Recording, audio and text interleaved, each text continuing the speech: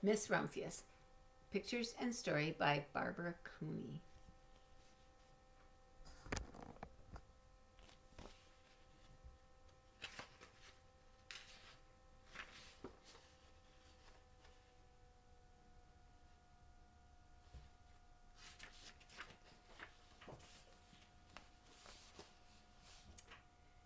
The Lupin lady lives in a small house overlooking the sea. In between rocks around her house grow blue and purple and rose-colored flowers. The Lupin lady is little and old, but she has not always been that way, I know. She is my great aunt, and she told me so. Once upon a time, she was a little girl named Alice who lived in a city by the sea. From the front stoop, she could see the wharves and the bristling masts of tall ships. Many years ago, her grandfather had come to America on a large sailing ship. So did this happen now or a long time ago? You're right, a long time ago. Now he worked at the shop at the bottom of the house, making figureheads for the prows of ships and carving Indians out of wood to put in front of cigar stores. For Alice's grandfather was an artist. He painted pictures, too, of sailing ships and places across the sea. When he was very busy, Alice helped him to put in the skies. So look, she's painting the sky there, and her grandpa is making those for on the front of a ship.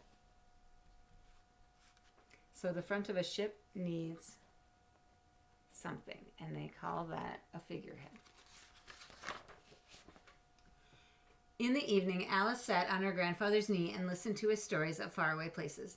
When he had finished, Alice would say, "When I grow up, I too will go to faraway places. And when I grow old, I too will live beside the sea." "That is all very well, little Alice," said her grandfather, "but there is a third thing you must do." "What is that?" asked Alice. "You must do something to make the world more beautiful," said her grandfather. "All right," said Alice, but she did not know what that could be. In the meantime, Alice got up and washed her face and ate porridge for breakfast. She went to school and came home and did her homework, and pretty soon she was all grown up.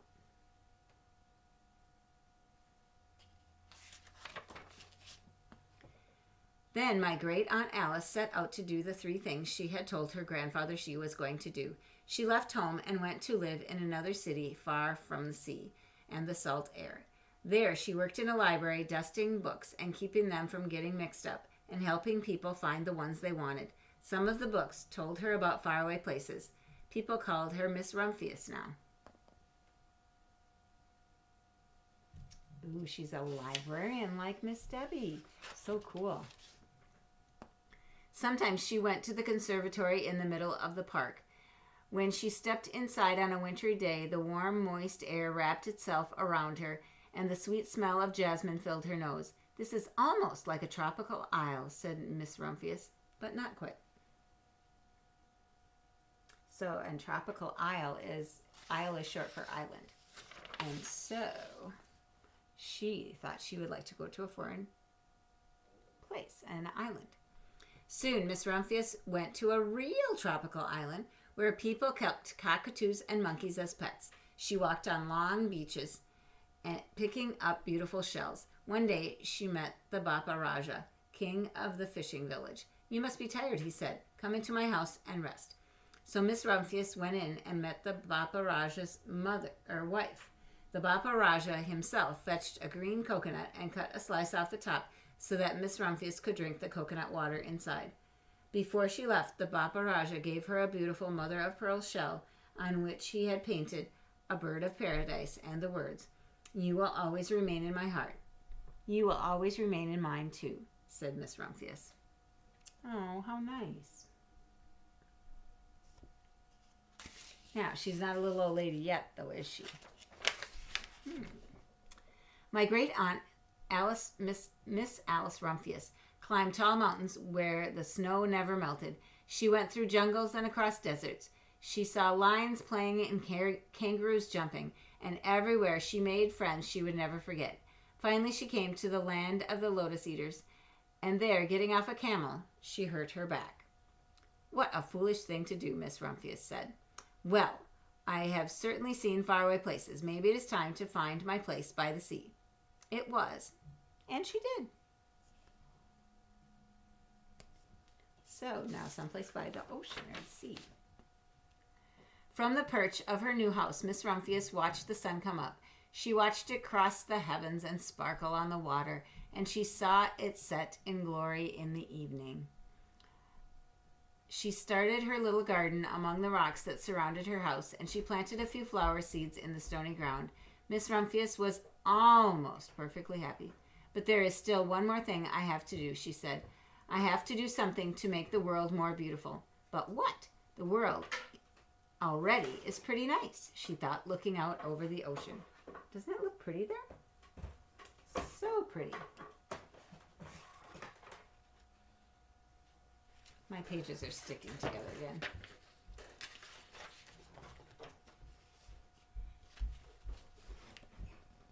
The next spring, Miss Rumphius was not very well. Her back was bothering her again, and she had to stay in bed most of the time. The flowers she had planted the summer before had come up and bloomed in spite of the stony ground. She could see them from her bedroom window, blue and purple and rose-colored. Lupins, said Miss Rumphius with satisfaction. I have always loved lupins the best. I wish I could plant more seeds this summer so that I could have still more flowers next year. But she was not able to. Why couldn't she do that? You're right, because her back was sore. After a hard winter, spring came. Miss Rumphius was feeling better, much better. Now she could take walks again. One afternoon, she started to go up and over a hill where she had not been in a long time. I don't believe my eyes, she cried when she got to the top. For there on the other side of the hill was a large patch of blue and purple and rose-colored lupins. It was the wind, she said as she knelt in delight. It was the wind that brought seeds from my garden here. And the birds must have helped. Then Miss Rumphius had a wonderful idea.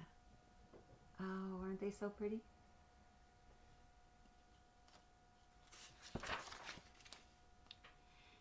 She hurried home and got out her seed catalogs. She sent off to the very best seed house for 5 bushels of lupin seeds. That is a lot of lupin seeds.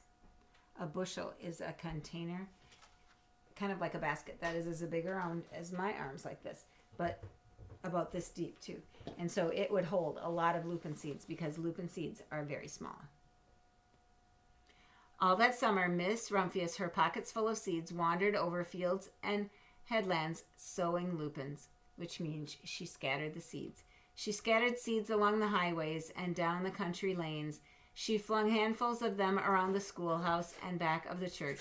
She tossed them into hollows and along stone walls. Her back didn't hurt her any more at all. Now, some people called her that crazy old lady. I think she's crazy. But really, she's just planting flowers. So sometimes when you just toss the seed, sometimes it'll grow anyway. Let's see if it did. The next spring, there were lupins everywhere. Fields and hillsides were covered with blue and purple and rose-colored flowers. They bloomed along the highways and down the lanes. Bright patches lay around the schoolhouse and back of the church. Down in the hollows and along the stone walls grew the beautiful flowers. Miss Rumphius had done the third, the most difficult thing of all. Do you remember what that was? Yes, to make the world a more beautiful place. And now she did. Let's see what the last page has to say.